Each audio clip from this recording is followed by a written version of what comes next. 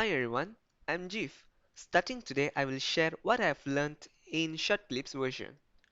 I would like to share about components of Kubernetes. Kubernetes has many components, but these are some of the vital components.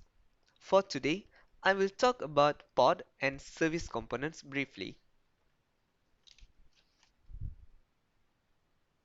A node can be a simple server, physical, or a virtual machine. Basic component or smallest unit in Kubernetes is a pod. Pod is basically an abstraction of a container.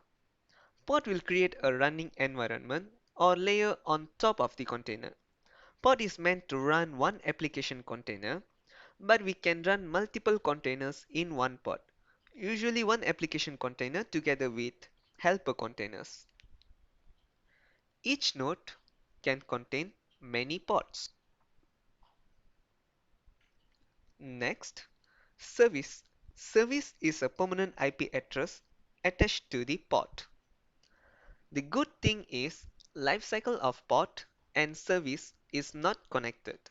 For example, even if the pod dies, the service and its IP address remains the same. I know this is too short, but I will do continuous video on this topic and I will talk more in detail about each components. Thank you.